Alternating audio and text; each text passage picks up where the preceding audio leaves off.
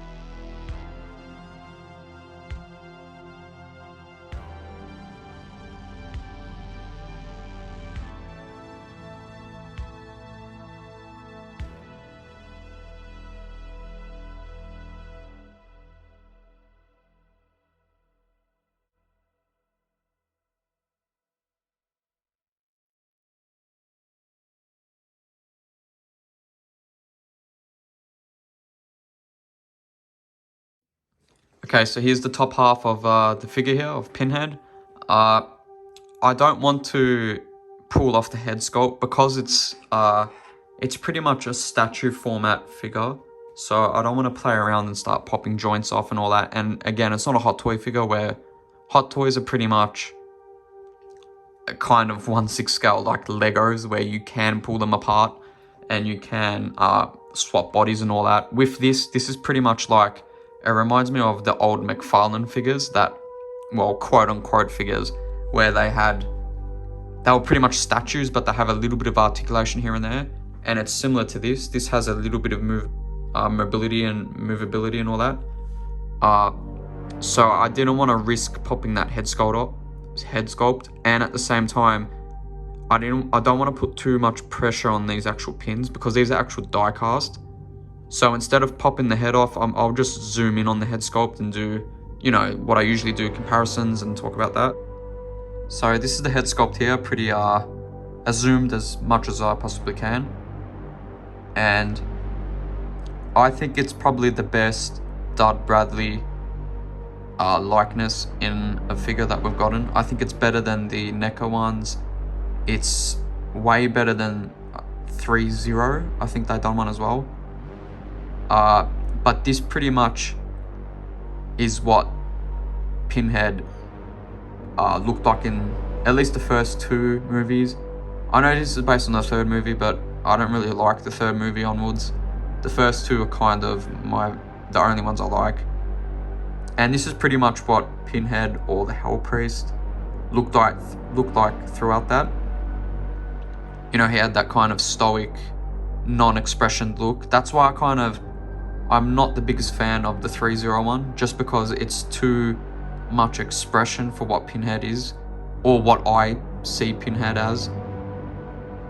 You know, he's supposed to be an unearthly creature type demonic person. He shouldn't really have that much expression as the 301. But what I will say is the 301 definitely done a better job with the pins. I like these pins, but I think the 301s are way more accurate with the size. I think these ones are a little bit too chunky. And these ones kind of remind me of what NECA did. NECA's were fine, but again, they were a bit too chunky for the face, and this has it too. It's just a little bit too big. But again, the likeness is so good of Dud Bradley, I can't really complain about that. So what I'll do is I'll throw some comparisons up, and you can see, you know, it's pretty much dead on likeness. You know, I also love the really blacked out eyes that they did. The makeup around the eyes, the really like blue. Also on the lips as well. Let me just push maybe this light a touch bit more closer. Also, you got the creases in the forehead. The paint as well.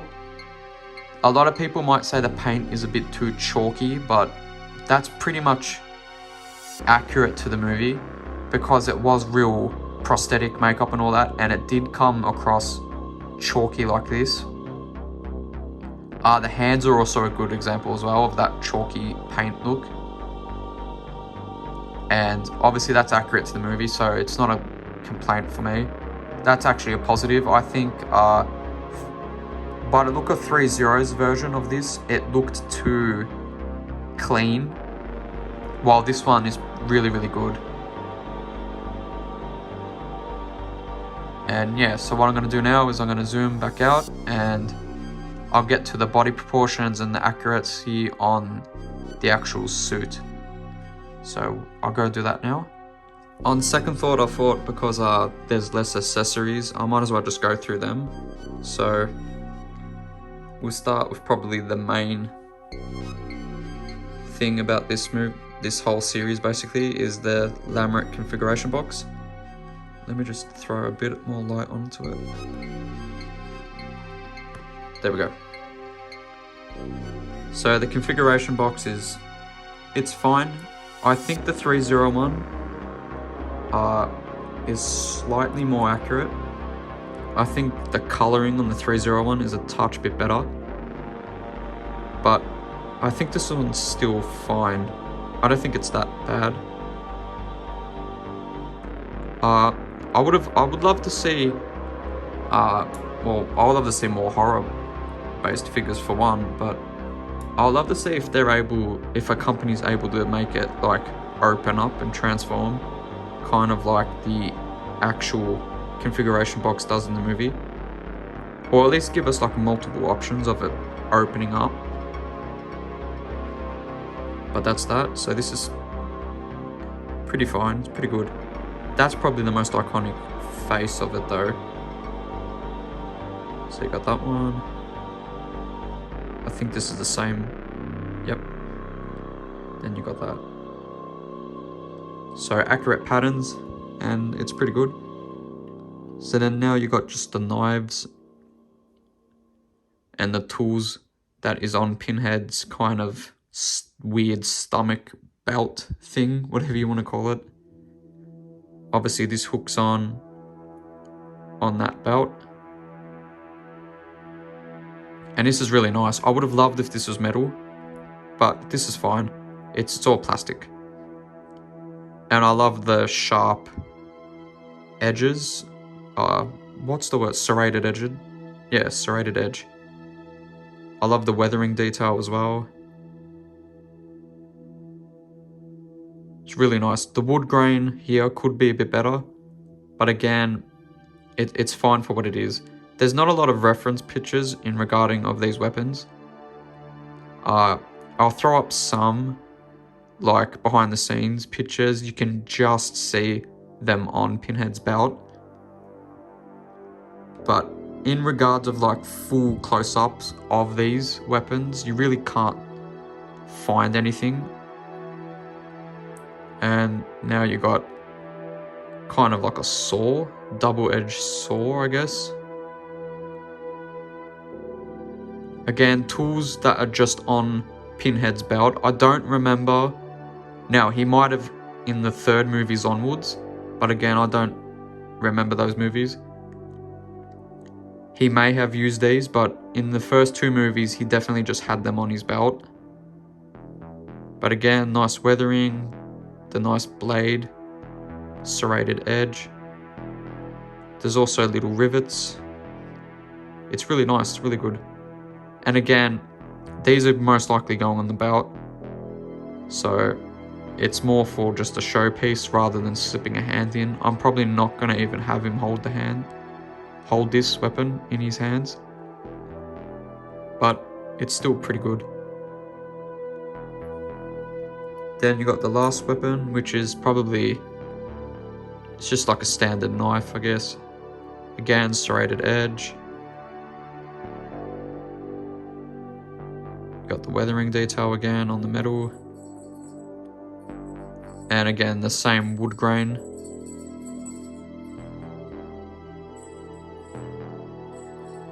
And like I said before, you get some extra hands. You got four overall, obviously 2 pairs on the actual figure.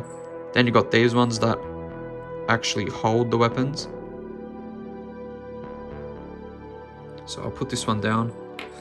And the paint job is not the best, but I think it's to this character's benefit, where the chalky paint look is actually how the paintwork was done for the prosthetics for the movie. So it's actually a kind of a benefit. Although this is a bit of an issue, this part here. It might be an issue in the future where if you're constantly taking these in and out, and these aren't like Hot Toys, so this is permanently stayed, so you can't like bend it like that. This paint might chip off and peel, because I don't know if this is casted in that chalk plastic or the black. I'm assuming the black is the actual casting color underneath all this. But overall, it's very good. You can see a bit of the blood detailing here. It's kind of a weird glove as well, like the pinky and the thumb are covered, but the rest aren't. So you got that. And then you got the same hand, same gestured hand on the opposite side. Again, the chalky detail, the vein detail is very good as well. I think the veins look more prominent in this MEZCO version compared to the 3.0. But this is pretty good. The nails as well, all disgusting. So that's pretty much it for the accessories. Now we'll get into more the tailoring and the costume. So here's basically the figure straight out the box, no real elaborate poses or anything. This is just basically out the box. And they're the hands that come with the figure in the box, and I didn't show those close up because they're just open palms. They're nothing that special, but they're the hands I'm basically going to use anyway, because I want him as the poster from the first movie where he's holding the configuration box with both hands. And I'm only showing the first half because the bottom half kind of has a unique construction compared to the 3.0 version. So I think MEZCO pretty much nailed this. The suit looks pretty accurate compared to the movies. I'll throw some movie stills up to show how close and how accurate they got this compared to 3.0. Even the NECA ones, although I have the ultimate NECA one, NECA have kind of been not the best when it comes to the skirt kind of part at the bottom.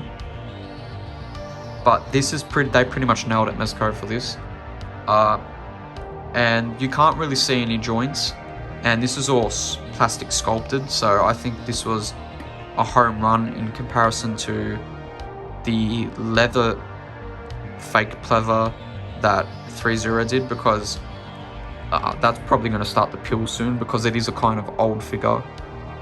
They're probably around the same age, this one and the 3.0 one. So what I'll do is I'll bring him a little bit closer. So all this detailing here is all accurate. The 3.0 kind of missed a lot of detailing on the chest because they've used real pleather and real material. They couldn't really stitch all this crease detailing that this figure has. I think the blood, I might touch that up a little bit, or I might have to go back and see the movie to see if it looks this coloring or if it's more glossy, because this just looks like dried up blood, and maybe that it was like that in the movie, maybe I just don't remember right. But everything else is fine. Like the hooks are really, really nice. The belt, again, weird stomach belt thing, is all accurate and nice. The stomach part here that's exposed, this kind of long rectangle, I guess you can say, this is way more accurate than 3.0. 3.0 kind of just done like a little square, and it's kind of shaped weird in comparison to this. And the 3.0 one, because it's actual material, it gives a puffy look where it's not as tight form-fitting as this is.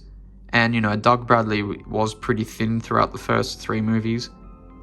So this is pretty much an accurate depiction of his body size and the suit appearance in comparison to 3.0. So what I'll do is I might as well just spin him around. And if you really, really look, you can just see a joint where, again, it's not that articulated. I think it's just the arms that move. But it really does give off a real leather look. And obviously there's a little shoulder joint there, but if you've got the figure like that, you can't really see the joints. And this is what I really like with what MEZCO have done, where I think Hot Toys in the future should do something like this, especially for their more horror, sci-fi style figures like aliens. Like, I think Hot Toys should do an alien with this similar construction without that really crappy rubber that just breaks and melts.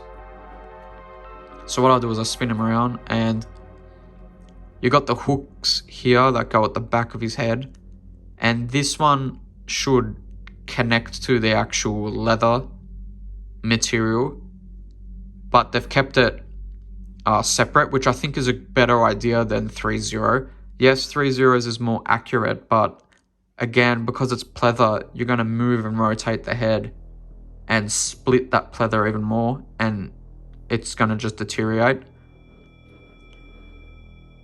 And it's the same thing with this. This is separate, and obviously the other hook on this side, same deal, it's separate. So you can move the head more, but I don't even think you can move this head that well. And because these pins are real metal, I don't want to like crush any of these metal pins while trying to move the head. So I'm just keeping it as is.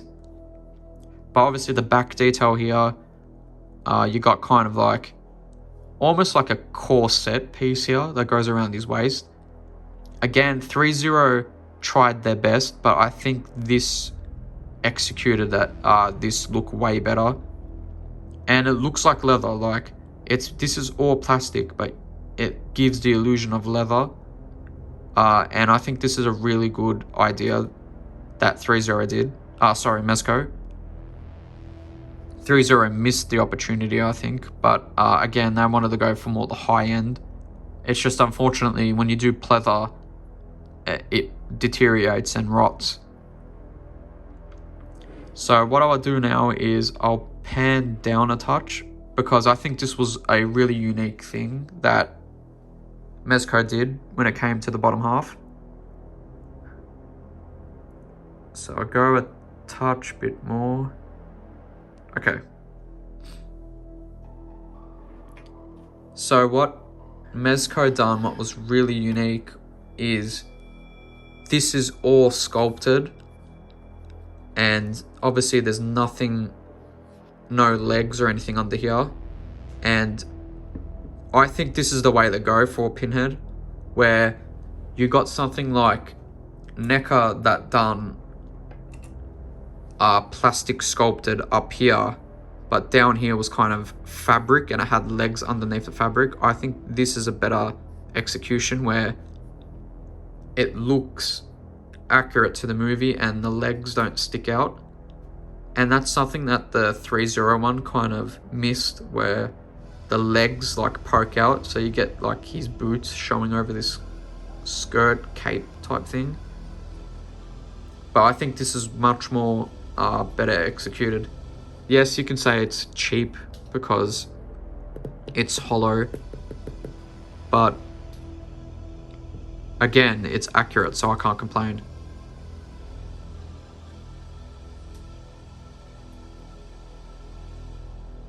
So what I'm going to do now is I might break out some other horror figures I got in the collection and just do a quick comparison of it.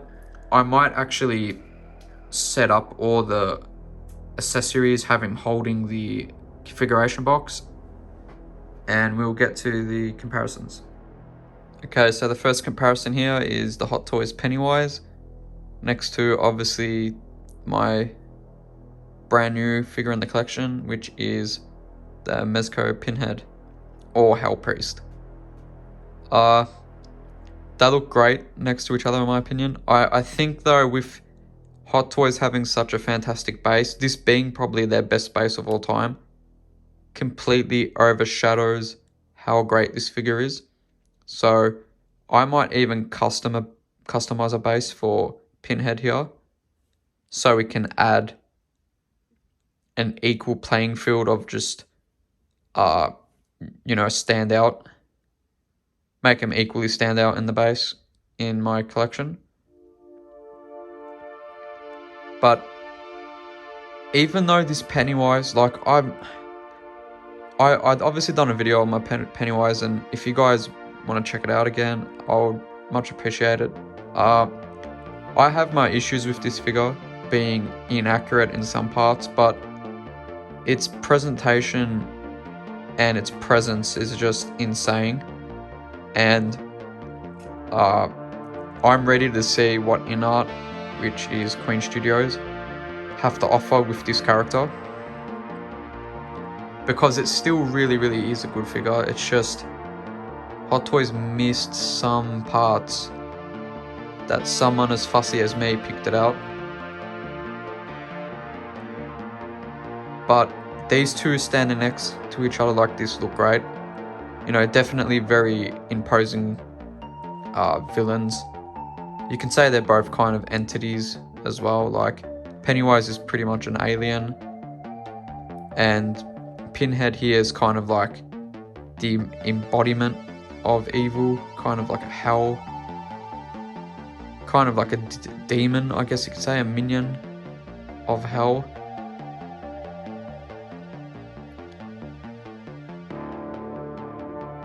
So that's pretty much it with this comparison. I got one more, and I'll finish up after that.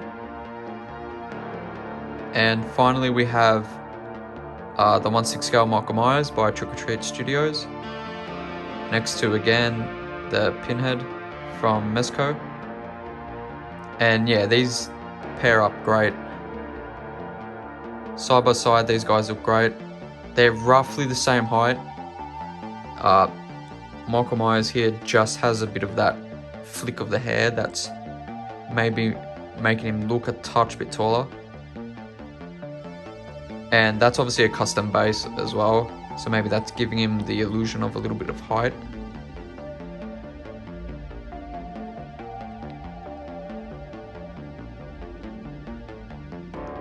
But yeah, I'm really happy that I'm able to add Pinhead to my collection. I actually didn't even know MEZCO made a 1/6 scale Pinhead. I didn't even know they made 1/6 scale, to be honest.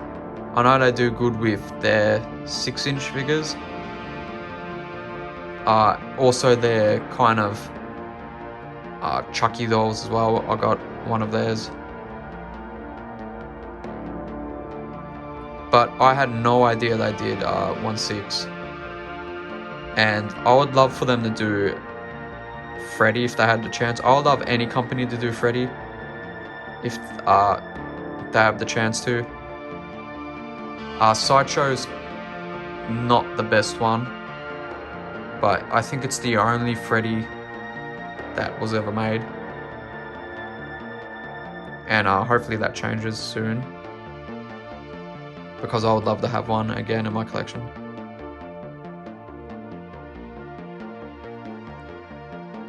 But that's pretty much it. What I'm going to do now is get rid of Michael Myers here, and I'll get into my final thoughts.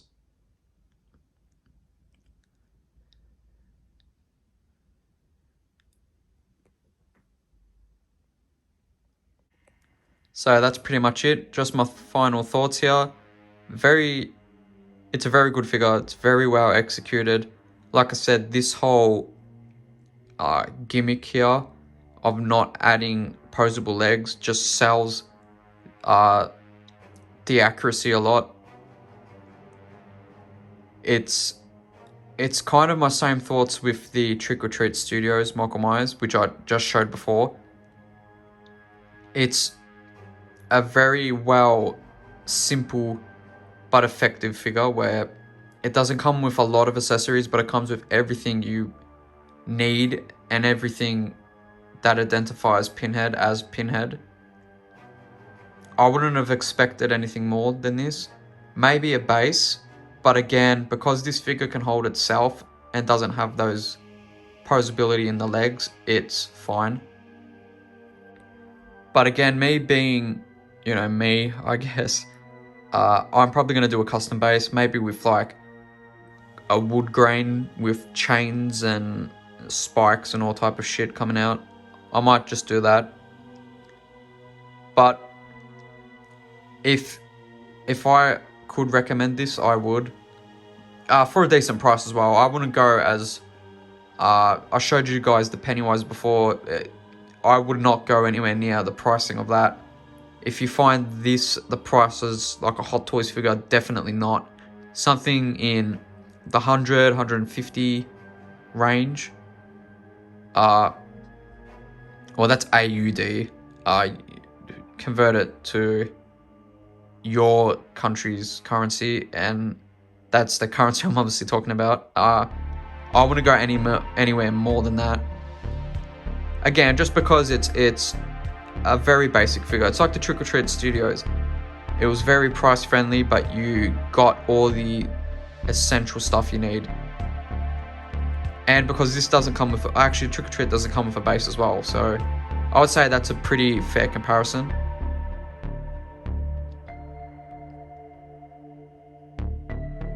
But yeah, I don't see any faults in this figure. If you guys don't like statue pieces like this, I guess, that have a little bit of posability, again, the best company I can compare it to is a McFarlane type figure, where their figures have a little bit of posability here and there, especially their older stuff. This is probably the best comparison. So if you guys aren't a fan of those type of figure statues, I would suggest go for the 3-0, but you've also got that scary problem of the fake leather peeling and just deteriorating that basically by day. But if you guys are fine with minimum posing, minimum articulation,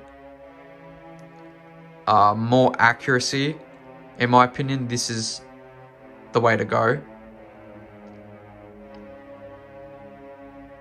And yeah, I think that's pretty much it. If you guys did enjoy this, make sure you like and sub, and I'll see you in the next one.